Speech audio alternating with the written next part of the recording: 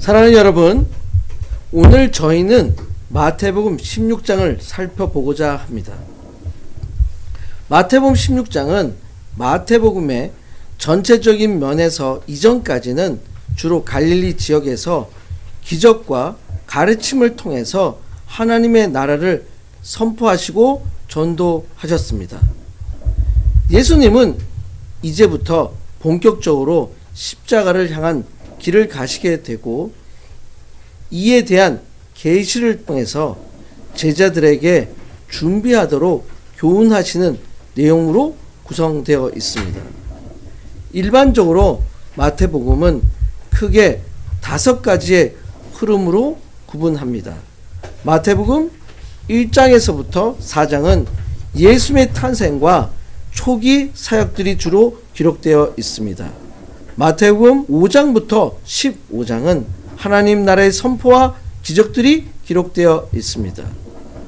오늘 시작하는 마태복음 16장부터 25장에는 예수님의 예루살렘의 입성과 십자가를 향한 여정들이 기록되어 있습니다. 마태복음 26장부터 28장은 예수님의 고난과 부활이 기록되어 있습니다. 마태복음 16장을 잘 이해하기 위해서는 마태복음 16장이 어떻게 구성되어 있는지를 살펴볼 필요가 있습니다. 마태복음 16장은 크게 5가지의 구분된 구조를 가지고 있습니다. 먼저 16장 1절부터 4절에서 바리새인과 사두개인들이 시험하고자 표적을 요구하는 내용이 기록되어 있습니다. 바리새인과 사두개인들이 예수님께 표적을 요구합니다.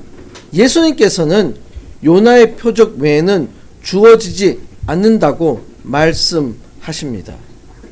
요나의 표적은 요나가 물고기 뱃속에서 다시 살아나는 것처럼 예수님의 죽음과 부활을 암시하는 예언이라고 할 수 있습니다. 마태복음 16장 5절부터 12절에서 예수님께서 제자들에게 바리새인과 사두개인의 누룩을 주의하라고 말씀하십니다. 이 말씀을 처음에 제자들은 잘못 이해하고 있었습니다. 제자들이 빵을 가져오지 않은 것에 대해서 걱정하였습니다. 처음에 제자들은 예수님께서 빵을 가져오지 않은 현실에 대해서 말씀하시나 보다라고 생각한 것 같습니다. 그러나 예수님은 자신이 떡 5개로 5,000명을 먹이시고 떡 7개로 4,000명을 먹이신 기적을 말씀하시면서 제자들이 깨닫지 못함을 안타까워하시고 믿음 적음에 대해서 걱정하셨습니다. 그러시면서 떡에 관한 것이 아니라 오직 바리새인과 사두개인들의 누룩을 조심하라고 말씀하십니다. 예수님께서는 바리새인과 사두개인의 잘못된 교훈을 경계하기 위해서 가르쳐 주신 것입니다. 즉, 종교 지도자들의 잘못된 외식과 거짓 가르침에 대한 경고라고 할 수 있습니다. 마태복음 16장 13절부터 20절에서는 베드로의 신앙 고백이 기록되어 있습니다. 장소는 가이사랴 빌립보입니다. 예수님께서 제자들에게 물으십니다. 너희는 나를 누구라 하느냐? 이때 베드로가 주는 그리스도시요 살아계신 하나님의 아들이시라고 그 유명한 신앙 고백을 합니다. 이제 마태복음 16장 21절부터 23절에서는 예수님의 순환 예고가 기록되어 있습니다. 이 기록은 예수님께서 처음으로 자기 자신이 예루살렘에서 고난을 받고 죽임당한 후 부활할 것이라는 것을 제자들에게 예고하신 것입니다. 제자들의 입장에서 매우 충격적인 사건이라고 할 수 있습니다. 이 일에 대해서 베드로가 받아들일 수 없다고 반박을 합니다. 그러나 예수님은 사탄아 내 뒤로 물러가라고 강하게 책망하시게 됩니다. 마태복음 16장 24절부터 28절에서는 자기 십자가를 지고 따르라고 말씀이 기록되어 있습니다. 예수님께서는 제자들에게 자기를 부인하고 자기 십자가를 지고 따를 것을 명령하고 계신 것입니다. 이 땅의 생명을 붙잡으려는 자는 잃을 것이요 주를 위해 생명을 버리는 자는 얻을 것이라고 가르쳐 주고 계십니다. 오늘 저희가 좀 더 자세히 살펴보고자 하는 본문은 마태복음 16장 13절에서부터 25절입니다. 오늘 말씀의 제목은 나를 위하여 제 목숨을 잃으면 찾으리라 입니다. Whoever loses their life for me will find it 입니다. 오늘 본문을 통해서 오늘의 크리스찬들이 명심하고 살아야 할 예수님의 정체성과 십자가를 통한 구원의 길이 어떤 것인지, 참된 제자의 삶이 어떤 것인지를 예수님께서 가르쳐 주심을 통해서 함께 배우고자 합니다. 마태복음 16장에 오늘 본문을 통해서 배우게 되는 첫 번째 메시지는 주는 그리스도시요 살아계신 하나님의 아들이시니다입니다. 사건이 일어난 장소가 기록되어 있습니다. 그곳에서 예수님께서 제자들에게 물어봅니다. 마태복음 16장 13절입니다. 예수께서 빌립보 가이사라 지방에 이르러 제자들에게 물어 이르시되 사람들이 인자를 누구라 하느냐. 장소가 가이사라 빌립보입니다. 가이사라 빌립보는 예루살렘 서북방 지역의 지중해 연안의 항구 도시로 알려져 있는 사도행전 10장 1절에서 기록되어 있는 가이사라에 고닐료라는 사람이 있으니 이달리아 부데라 하는 군대의 백부장이라 해서 언급된 가이사라와 다른 지역입니다. 많은 분들이 혼동을 합니다. 본문에서 가이사라 빌립보는 갈릴리 호수 북쪽으로 약 40km 지점, 헬몬산 기슭에 위치하고 있으며 해발 약 345m에 위치한 아름답고 조용한 마을입니다. 이 마을은 원래 조그마한 마을이었습니다. 근데 헤롯 대왕의 아들 분봉왕 헤롯 빌립이 이를 확장하였습니다. 헤롯 빌립은 로마 황제 디베료 가이사를 기념하는 의미에서 이곳을 가이사라라고 하였고 거기에 자기 이름인 빌립을 추가하여 가이사라 빌립보라고 불려졌습니다. 가이사라 빌립보의 주민들은 대부분 이방인으로서 우상 숭배자들이었습니다. 원주민들은 바알을, 헬락의 사람들은 살림과 야수의 신인 판의 신전을 지었습니다. 지금도 이스라엘 성지 수레를 가면 판 신전의 유적을 볼 수 있습니다. 이곳에서 헤롯 빌립은 가이사 아구스토에게 아부하기 위해서 로마 황제의 신전을 건립해 놓은 것입니다. 가이사라 빌립보 우상의 땅에서 예수님은 제자들에게 바른 신앙 고백을 요구하셨던 것입니다. 이곳에서는 예수님의 직접적인 사역도 있었지만 주된 사역은 12 제자가 감당하였습니다. 예수님이 물어보십니다. 사람들이 인자를 누구라 하느냐? 아마도 예수님께서는 예수님의 공생애에 대한 중간 결산을 하시고자 했던 것 같습니다. 이제부터 본격적으로 십자가 순환 사건을 위해서 제자들을 훈련시키고자 했을 수 있습니다. 마치 제자들에게 예수님의 교육의 핵심적 사항을 마치 문답식으로 교육시킨 것이라고 할 수 있습니다. 예수님은 자신을 먼저 인자, Son of Man이라고 말씀하십니다. 복음서에서 인자는 예수님께서 자신을 지칭하는 칭호로 사용하셨습니다. 인자라는 칭호는 예수 자신의 칭호로서 메시아를 가리키고 있습니다.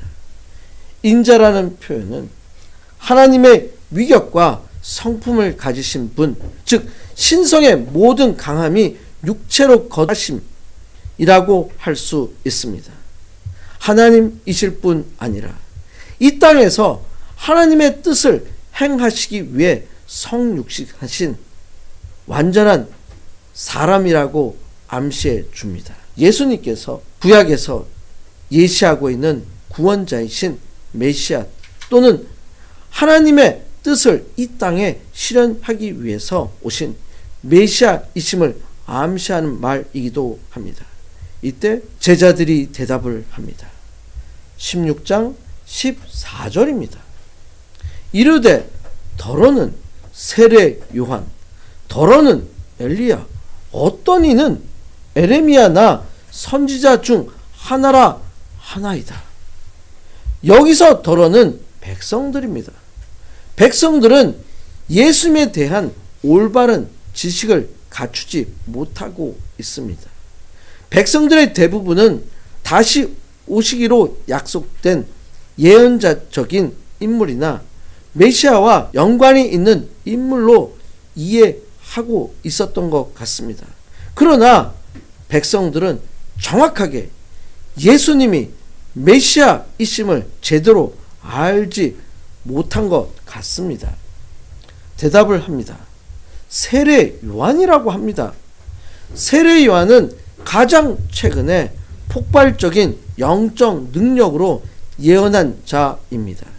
세례 요한의 메시지는 예수님의 천국 선교 메시지와 거의 일치하였습니다.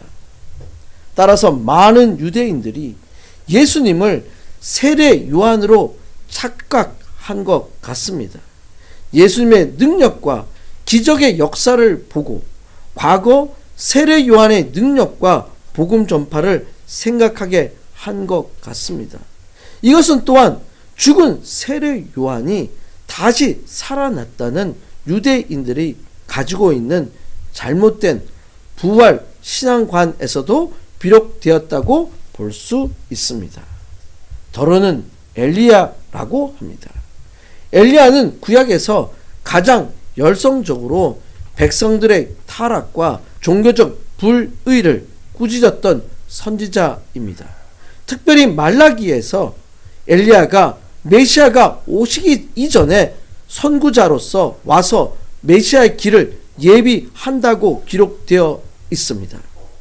특히 엘리야는 죽음을 경험하지 않고 승천하였습니다.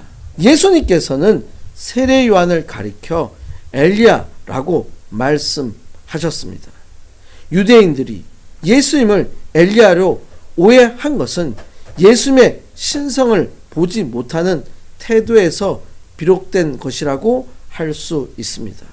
어떤 이는 예레미야라고 합니다.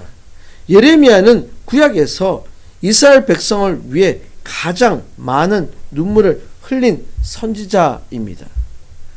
예레미야는 마치 예수님께서 예루살렘을 향해 눈물 지으셨던 모습과 연결시킬 수 있습니다. 선지자 중에 하나라고 합니다. 이 말은 예수님의 시기에 종말론적인 기대들이 매우 고조되어 있음을 알려주고 있습니다. 당시 사람들 중에는 모세, 이사야, 에스라처럼 다시 부활하여 1년의 종말을 예비하는 큰 선지자가 나타날 것이라는 기대가 있었습니다. 이제 예수님께서 제자들에게 다시 묻습니다. 16장 15절입니다. 15절입니다. 이르시되 너희는 나를 누구라 하느냐? 예수님의 질문을 헬라어로 휴메이스데 티나 메 레게테 에이나이라고 이것을 직역하면 그러나 너희는 나를 누구라 말하느냐입니다. 즉 예수님께서 사람들의 견해들에 대해서 못마땅해 하셨음을 암시하고 있습니다. 예수님께서는 세상 사람들이 메시아이신 예수님에 대해서 바르게 인식하지 못하고 있기 때문에 질문을 제자들에게 던졌다고 볼 수 있습니다. 너희는 휴메이스는 2인칭 복수입니다. 즉 예수님께서 한두 제자에게만 질문을 한 것이 아니라 모든 12제자들 각자에게 질문을 하신 것임을 알 수 있습니다. 아마도 12제자 중 수제자라고 할 수 있는 시몬 베드로가 대표로 대답한 것 같습니다. 마태복음 16장 16절입니다. 시몬 베드로가 대답하여 이르되 주는 그리스도시요 살아계신 하나님의 아들이시니이다. 시몬 베드로는 적극적이고 충동적인 성격의 소유자입니다. 예수님 앞에서 자기 주장을 내세우는 제자였습니다. 남보다 앞서 열심을 가진 제자였습니다. 베드로는 아마도 다른 동료 제자들이 주저하고 있을 때 베드로는 담대하고도 신속하게 정확하게 신앙 고백을 하게 됩니다. 시몬이라는 이름은 베드로의 히브리식 본명으로 하나님께서 들으신다는 뜻을 가지고 있습니다. 그런데 예수님께서는 이 베드로의 신앙 고백 사건을 통해 시몬에게 게바라는 이름을 새로 부여해 주십니다. 게바라는 것은 수리아의 명칭으로 반석이라는 뜻을 가지고 있습니다. 베드로는 게바와 동일한 의미어로 헬라어 명칭으로 이름을 새로이 부여받은 것입니다.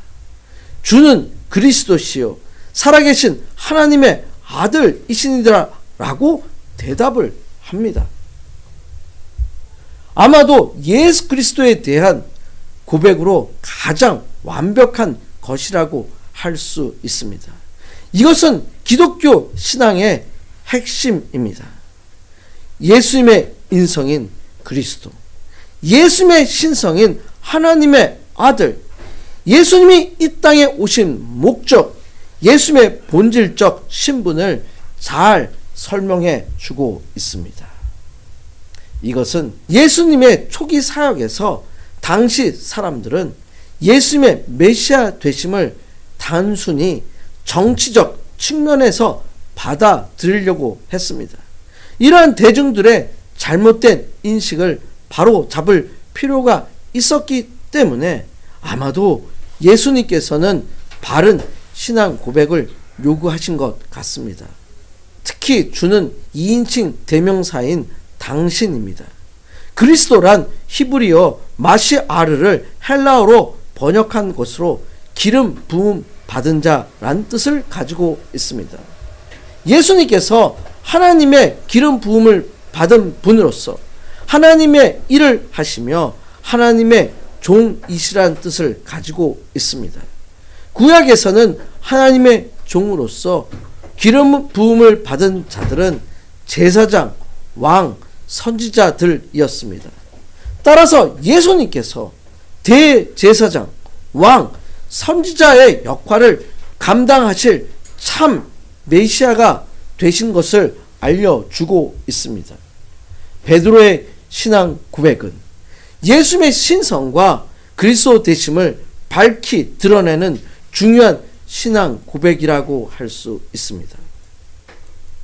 베드로의 신앙 고백을 통해서 예수님이 단순한 선지자가 아니라 하나님의 아들 메시아이심을 공식적으로 신앙 고백한 것이라고 할 수 있습니다. 예수님께서는 베드로의 신앙 고백 위에 교회를 세우시겠다고 선언하시며 베드로에게 천국 열쇠를 맡기셨다는 기록이 되어 있습니다. 예수님은 베드로의 신앙 고백 위에 교회를 세우실 것이라고 말씀하십니다. 마태복음 16장 18절입니다. 또 내가 네게 이르노니 너는 베드로라. 내가 이 반석 위에 내 교회를 세우리니 음부의 권세가 이기지 못하리라. 또한 예수님께서는 천국 열쇠와 땅에서 메고 푸는 권세를 주신다고 말씀하셨습니다. 마태복음 16장 19절입니다. 내가 천국 열쇠를 내게 주리니 내가 땅에서 무엇이든지 매면 하늘에서도 매일 것이요 내가 땅에서 무엇이든지 풀면 하늘에서도 풀리리라 하시고, 천국 열쇠는 교회의 권위를 나타내는 중요한 개념입니다. 사랑하는 여러분, 예수님께서 그리스도이심을 믿으시길 축원드립니다. 예수님께서 우리의 메시아이심을 고백하시길 축원드립니다. 예수님께서 살아계신 하나님의 아들이심을 고백하시길 축원드립니다. 베드로의 신앙 고백이 여러분의 신앙 고백이 되시길 간절히 축원드립니다. 오늘 본문인 마태복음 16장을 통해서 배우게 되는 두 번째 메시지는 제3일에 살아나야 할 것을 제자들에게 나타내셨습니다 입니다. 베드로의 신앙 고백을 칭찬하신 예수님께서 제자들에게 경고하십니다. 마태복음 16장 20절입니다. 이에 제자들에게 경고하사 자기가 그리스도인 것을 아무에게도 이르지 말라 하시니라. 베드로의 신앙 고백에 대해 예수님의 약속의 말씀이 있은 직후입니다. 제자들에게 경고하십니다. 제자들은 좀 이상하다고 생각할 수 있습니다. 베드로가 바른 신앙 고백을 하였습니다. 그런데 예수님께서 아무에게도 이르지 말라고 하십니다. 왜 그렇게 하셨을까요? 아마도 제자들은 예수님에 대한 믿음을 가진 자들로서 이해하는 한계가 있었기 때문이라고 할 수 있습니다. 아마도 제자들이 예수님에 대하여 가지고 있었던 잘못된 욕망의 생각을 잠재우시기 위함일 수도 있습니다. 아직 제자들은 예수님께서 고난받는 메시아이심을 완전히 이해하지 못했기 때문입니다. 아직 메시아의 도래의 선포자로서의 역할을 담당하기에는 여전히 부족했기 때문입니다. 실제로 제자들은 예수님의 십자가의 죽음과 부활 사건을 직접 목격함으로써 예수님의 구원 사역의 본질과 그분이 가르치신 천국 개념을 바르게 이해할 수 있었고, 성령을 받은 후 본격적인 사역을 할 수 있었습니다.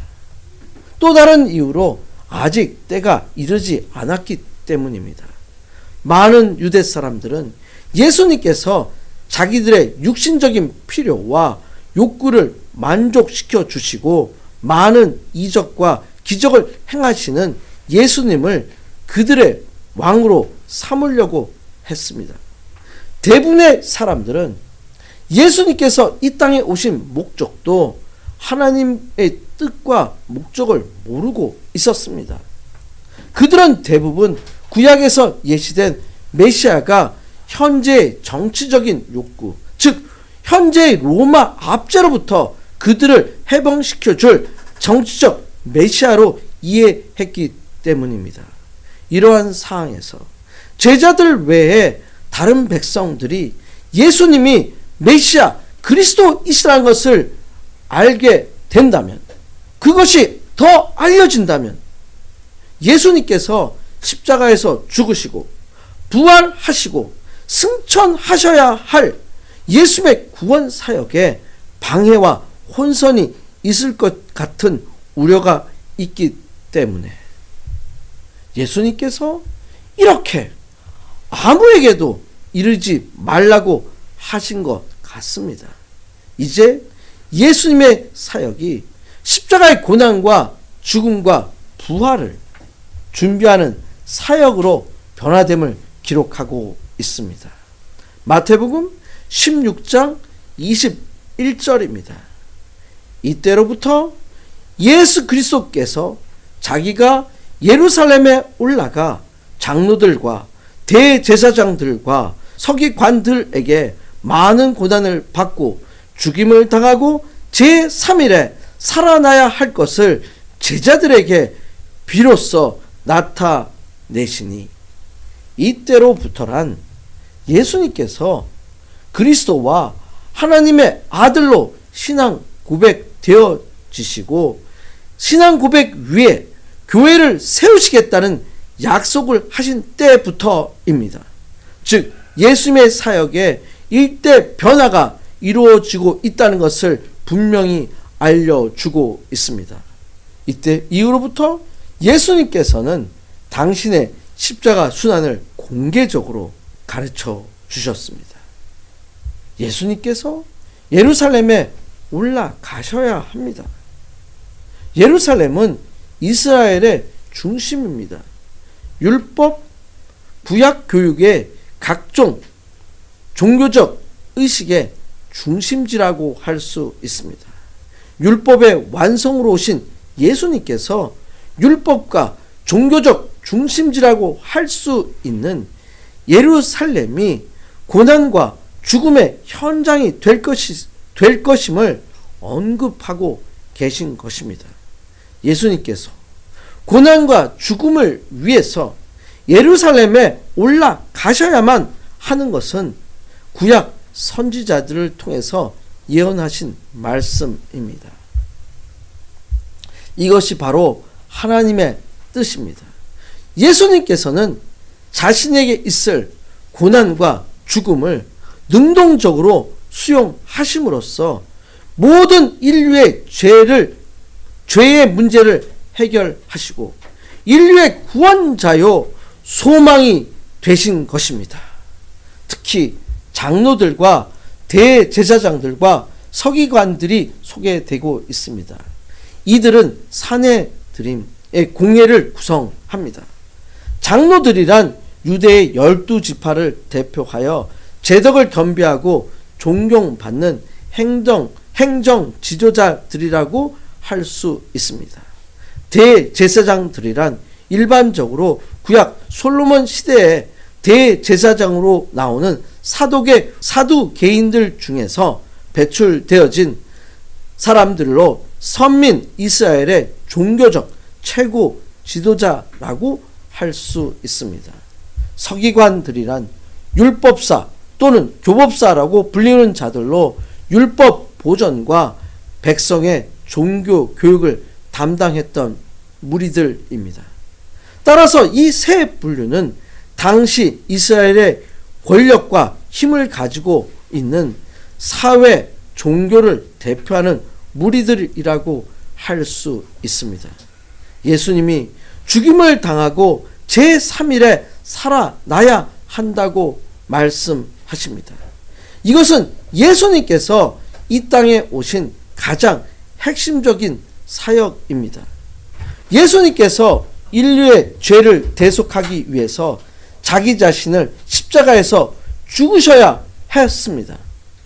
제3일에란 마치 24시간 곱하기 3으로 72시간처럼 꽉 찬 3일이라기보다는 날짜로 일별로 계산하여 사흘째 되는 날이라고 할 수 있습니다.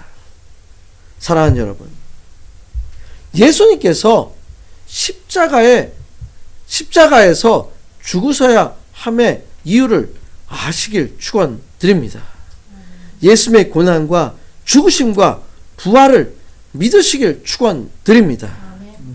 예수님의 십자가 사건은 부활이 있음을 기억하시길 바랍니다. 예수님의 부활이 여러분의 삶에서 증거되는 한 분 한 분이 되시길 간절히 축원드립니다. 마태복음 16장 본문을 통해서 배우게 되는 예수님의 세 번째 가르치심은 자기를 부인하고 자기 십자가를 지고 나를 따르라입니다. 예수님께서는 베드로의 신앙 고백을 통해서 제자들에게 자신이 메시아이심을 드러내셨습니다. 그리고 십자가의 고난과 죽으심과 부활을 예고하셨습니다. 이제 제자들에게 당부하십니다. 마태복음 16장 24절입니다. 이에 예수께서 제자들에게 이르시되 누구든지 나를 따라오려거든 자기를 부인하고 자기 십자가를 지고 나를 따를 것이니라. 예수님께서는 자신의 제자들이 준비되기를 원하고 계셨습니다. 아무든지 나를 따라오려거든 해서 따르다는 것은 스승의 삶과 가르침에 온전히 순복하는 참 제자가 된다는 것을 의미합니다. 예수님의 참된 제자의 조건이 제시되고 있습니다. 아마도 예수님은 예수님을 따르는 아직 부족한 제자들에 대해서 안타까워 하신 것 같습니다. 또한 이것은 예수의 말씀을 전적으로 순종하며 순환당할 각오를 가져야 한다는 사실에 대해서 제자들에게 힘주어 가르쳐 주신 것이라고 할 수 있습니다. 예수를 따르는 것은 내적으로 자기를 부인해야 합니다. 외적으로는 역경 가운데서도 적극적인 순종을 해야 합니다. 자기를 부인하는 것은 자신이 가진 이기적 욕망과 생각과 주장, 그리고 옛사람을 버리는 것이라고 할 수 있습니다. 예수님께서는 자기 십자가를 지라고 하십니다. 당시 로마의 지배하에 있던 팔레스틴의 유대인들은 십자가 형벌을 선고받은 죄수가 자기 십자가를 지고 처형장까지 가야 한다는 사실을 잘 알고 있었습니다. 당시 유다의 대반란으로 인해 수많은 사람들이 십자가형에 처해지게 되고 이것을 목격해야만 했기 때문입니다. 죽음의 상징인 십자가를 매라는 것에 대한 참 의미를 아마도 유대인들은 알 수 있었던 것 같습니다. 이것은 예수님께서 친히 골고다 험한 언덕까지 십자가를 지시고 십자가에서 죽음을 당하신 것입니다. 이 말은 단순한 상징을 넘어서 제자들의 결단의 조건이 되었습니다. 예수님도 친히 자신의 십자가를 지시고 인류의 죄를 사하기 위해서 십자가에서 죽으셨습니다. 이 십자가 사건을 제자들이 자신의 십자가를 지도록 말씀하시고 계신 것입니다. 이것은 오늘날 모든 제자도 자신의 십자가를 지어야 한다는 것을 알려주는 것입니다. 십자가를 지는 것은 일회성이 아닌 지속적인 행위입니다. 제자들은 각자의 십자가를 거룩한 기쁨과 무한한 감격과 감사로 가장 가치 있는 일로 받아들였습니다. 끝까지 지고 예수님의 발자취를 쫓아가야 하는 것이었습니다. 이것은 강제로 하는 것이 아닙니다. 하고 싶을 때만 하는 것이 아닙니다. 전심전력을 다하는 자세입니다. 부단한 노력과 헌신을 하는 것입니다. 계속해서 끝까지 쫓아가야만 하는 것입니다. 이제 예수님께서 추가적으로 말씀하십니다. 마태복음 16장 25절입니다. 누구든지 제 목숨을 구원하고자 하면 잃을 것이요 누구든지 나를 위하여 제 목숨을 잃으면 찾으리라. 제 목숨에 사용된 헬라어 푸슈케는 영혼, 생명 등을 의미합니다. 즉 목숨이 단순히 육체적 생명만을 가리키는 것이 아니라 그 사람의 영혼과 인격의 중심인 그 사람의 자아까지 가리키는 것입니다.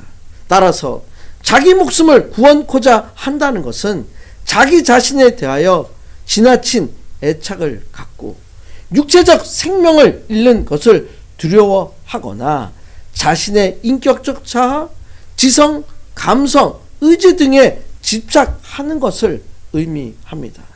그러나 목숨을 구하는 행위는 예수님의 제자로서 자기를 부인하는 것에 위배되는 일입니다. 따라서 영원한 생명을 얻지 못합니다. 나를 위하여 제 목숨을 잃으면 찾으리라고 말씀하십니다. 즉 자아를 버리고 자기 자신을 십자가에 못 박아 죽음에 넘겨치우면 오히려 영원한 생명을 맛보게 된다는 것을 가르쳐 주고 계신 것입니다. 예수님께서 참 생명의 주인이 되십니다. 예수님의 참 제자는 영원한 생명을 위하여 일시적 생명을 단호히 버릴 줄 아는 신앙의 용기가 필요하다는 것을 가르쳐 주고 계신 것입니다. 이것이 바로 구원입니다. 사랑하는 여러분, 여러분들이 예수님의 참 제자가 되시길 축원드립니다. 여러분들이 자기를 부인할 수 있는 결단이 있으시길 축원드립니다. 여러분들이 자기 십자가를 질 수 있는 용기가 있는 자들이 되시길 축원드립니다.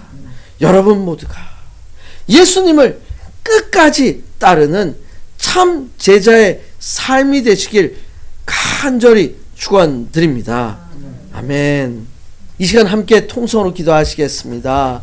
오늘 말씀을 생각하면서 예수님이 메시아 그리스도시요 라고 신앙 고백을 하는 자들이 되게 해달라고 기도하시기를 바랍니다. 예수님께서 살아계신 하나님의 아들이심을 신앙 고백하는 자가 되게 해달라고 기도하시길 바랍니다. 예수님께서 고난과 죽음을 당하신 후 3일 만에 부활하심을 믿고 전하는 자가 되게 해달라고 기도하시길 바랍니다. 저희들의 삶에서 자신을 부인하고 자기 십자가를 지고 예수님을 쫓는 자가 되게 해달라고 기도하시길 바랍니다. 함께 주여 3번 크게 외치시고 기도하겠습니다. 주여 주여 주여. 이 시간 함께 기도합니다. 오늘 말씀을 통해서 저희가 제자로서의 삶을 살 수 있도록 저희가 결단을 할 수 있도록 인도해 주심을 참으로 감사드립니다. 저희가 저희들에게 주어진 저희의 십자가를 지도록 하겠습니다. 십자가를 안 지기 위해서 도망다니는 자가 되지 않겠습니다. 십자가가 좀 버겨우면 그래도 참겠습니다. 저희들의 삶에 있어서 그 십자가를 지고 갈 때 저희가 저희들의 자아를 부인할 때 저희가 저희의 생명을 저희의 목숨을 드릴 때 하나님께서 다시 저에게 구원을 주신 것처럼 저희가 살겠습니다. 그것이 비밀입니다. 이 비밀을 믿고 저희가 이 세상을 살아가겠습니다. 저희를 축복하여 주시옵고 지켜주시옵소서. 하나님 아버지, 오늘 말씀을 통해서 참 예수님의 제자가 어떤 삶을 살아야 하는지 알게 해 주셔서 감사드립니다.